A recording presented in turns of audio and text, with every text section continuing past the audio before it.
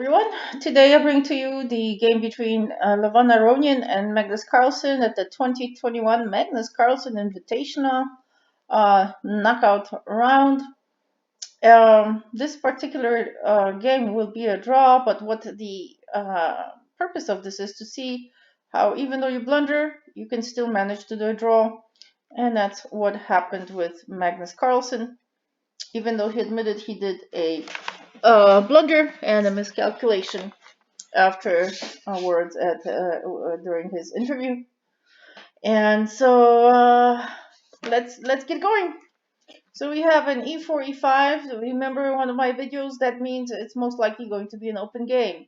Remember what an open game is? An open game is any opening that starts with e4, e5, and that will usually lead to an open game, which means there will be more open files. That will probably mean that your bishops might be more important than your knights. So anyway, but of course that is just thoughts, and you can do what you want when you play your own game. So then we continue with the knight, knight, bishop, knight. Interesting, right? We have the knights defending here. So notice how quickly Aronian has moved up with his bishop pointing straight at the king, while Magnus is still with his long range pieces kind of blocked. He chose to move with his knights. And now he took, move up, repositioned the knight. He has taken. So you see how the center opens up quite quickly. So we almost have an open file here at this point, staring straight at Magnus's king. So would you be comfortable with that? We'll see how this continues. Knight moves over. Wow, look at that. We have the queen moving. Notice the queen exchange. So basically when queens are exchanged, you can consider it going into the endgame. That's quite fast. We are only on the 8th move. So now we have the check. We move. Now he moves up with his knights. Notice he's got an open file with his bishop, but he's not utilizing that yet. Now he's got the 2 knights staring out. Alright, Magnus moves back with his knight while Aronian is moving forward. Now he moves out with his bishop, attacking the rook. So he just blocks, he moves back. Now he does the a4 move here. We have now the knight attacking his other knight and moving into position. If he goes here, he will be attacking this rook if that's where he wants to go. So now he moves back. He does not want to lose. Aronian moves back, does not want to lose his knight. Then the bishop comes out. Look at that, just like that. When the open diagonal has come about in an open game, you can see how powerful the bishop is. Just one move, and now we have a check. So he just moves. And there was no castling here, was there? Interesting. What a choice. Another H move here by Carlsen. Here we had the move to the 4th. We have a move here. Now he moves towards attacking the bishop. He moves back. The king moves up. He now moves his pawn.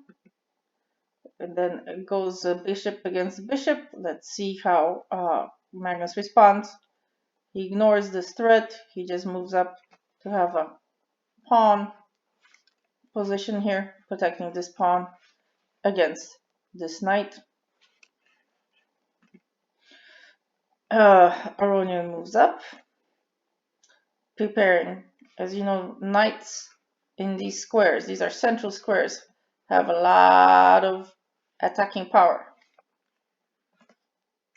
So we have two knights staring at two bishops, plus a bishop staring at this bishop. Alrighty. Then he moves out to attack this knight. He moves his other knight to protect, but at the same time attacking this bishop. And this knight is protected by the rook. Do you see how? That's how you want to move, in protection, in tandem with some other piece. So you're always protected. And it's discouraging to take the piece, unless you have some plan that you'll get compensation if you take the piece. So he does take the piece. And he takes the piece. Okay, so this is where Magnus Carlsen says he miscalculated by moving his knight to d4. Can you see why? So pause this video and try to see where he miscalculated.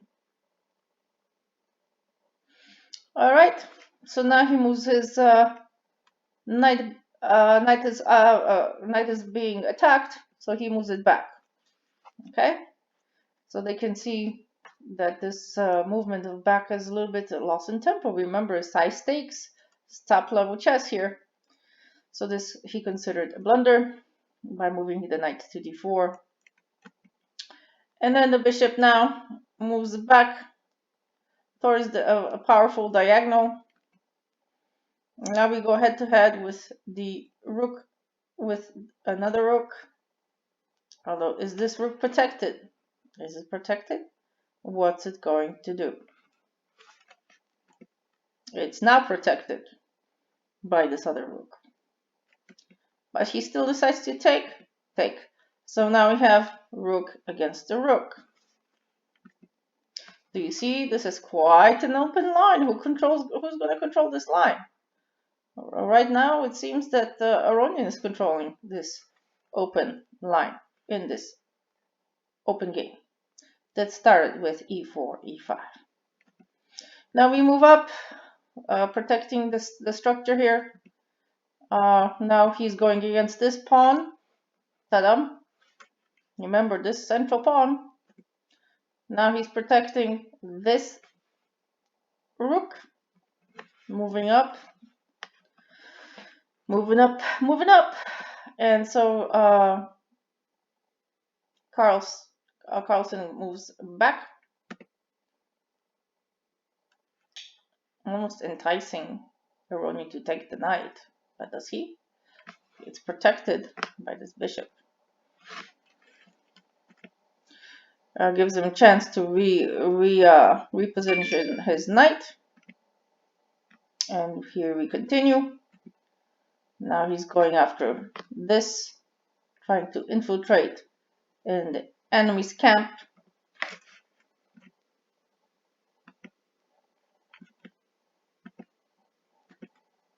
Let's continue. I will just continue to let you watch the game.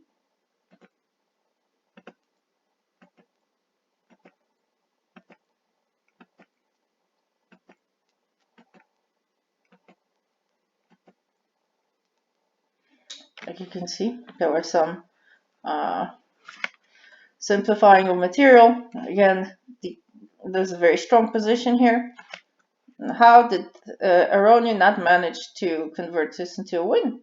You see, how did he not manage? Well, let's continue and watch.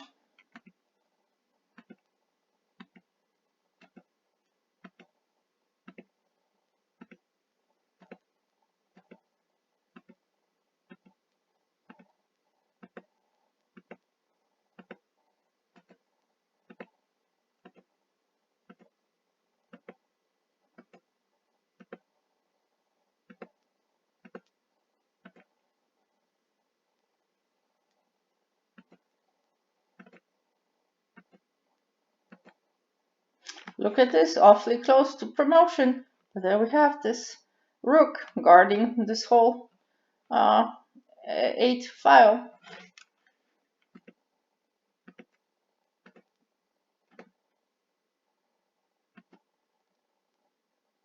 Look at this knight hugging the king. He cannot take because we've got this position. You see how hugging, I call this hugging, some call this the cheerleader effect. How this pawn is protecting this. But if he takes the pawn, it's going to be a runaway pawn here. And so it could still be a promotion if you play it right.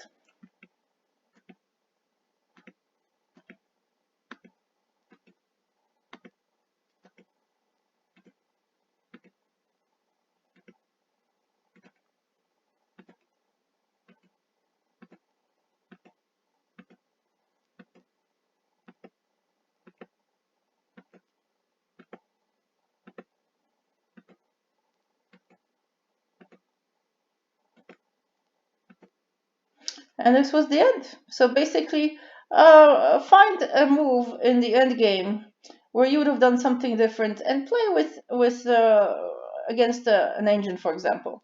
So plug this in to your favorite software and see how you would have been playing white and how you'd have been played black in the final ending game positions. It's always good to practice.